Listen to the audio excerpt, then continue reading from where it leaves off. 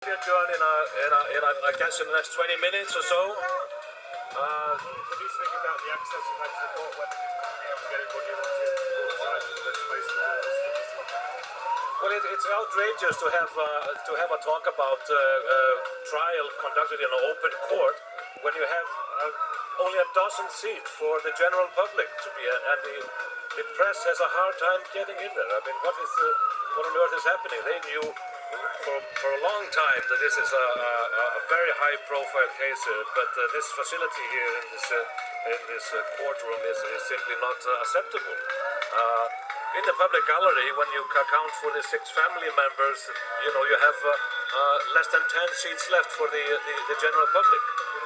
Very hard to talk about, in my opinion, open and transparent proceeding, especially when the microphones are so bad that you have to stretch your ear to hear what is being presented.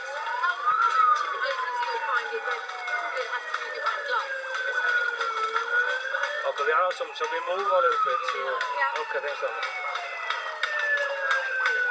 Oh, all right.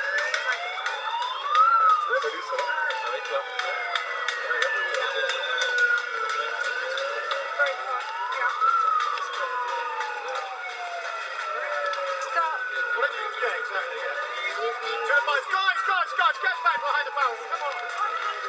You go, Kristinn. Please keep your space for the camera. There's a barrier here that's for a purpose.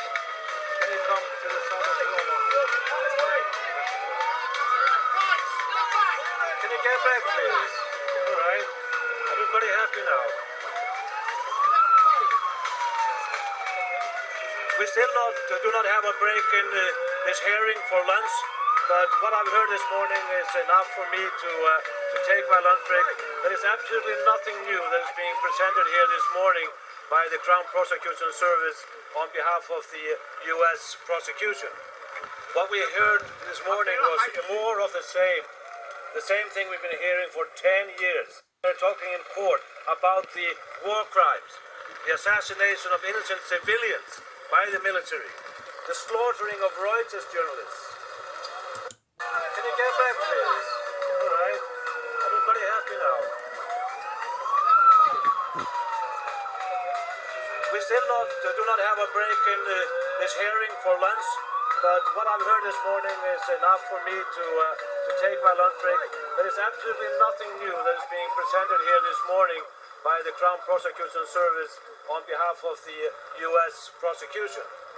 What we heard this morning was more of the same thing we've been hearing for 10 years. We first heard it in July 2010. We're putting lives at risk. And now, 10 years later, there is no evidence of such harm. And on the contrary, Pentagon official was forced to admit in a demanding trial in 2013 that nobody had been physically harmed because of these revelations in 2010 and 2011. And now, in 2020, they are in court, not able to present a single evidence of that harm. Still they go on. And I'm sitting there listening to these claims, the subjective claims, and thinking, why aren't we discussing the harm that was revealed by the releases of Wikileaks in 2010 and 2011? Why aren't we here talking in court about the war crimes, the assassination of innocent civilians by the military, the slaughtering of Reuters journalists? That is what we should be talking about in a courtroom in this country and in America. But we're not. So, I've heard absolutely nothing new today. Nothing that I haven't heard for 10 years. And when the words that are coming out from the United States about Wikileaks revelation in 2010, 2011 were hollow 10 years ago. And they don't increase in legitimacy as years go by. On the contrary, those are hollow words. There is nothing to back it up. What we are seeing here simply is journalism on trial, and it is a shameful thing that we should be defending journalism in a court of law in this country. They say it's actually hyperbole, that it's 170 years that await him in the US, and it's only 42 or 48 months. That's absolutely ridiculous. What the Crown Prosecution Service was maintaining here, that you can only get a few dozens of months. The example that the Crown Prosecution Service was mentioning was actually from plea bargaining, where people, innocent people possibly, were forced to confess under the threat of 100 years, 150 years, 175 years. That is what is going to be on offer for Julian Assange.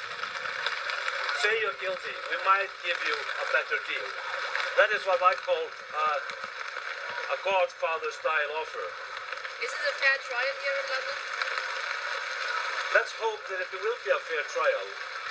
We will only know when the outcome is clear whether the overwhelming evidence, and let me remind you that this afternoon, especially tomorrow and the day after, the real news about will come out in this trial, in this hearing. That's when the defense will present the overwhelming evidence. And I can assure you that you will be surprised by how the strength of the evidence that will be presented here. Probably up to 20 arguments, and each and every one of the arguments would be enough for the dismissal of this extradition request. Free Julian Assange! Free Julian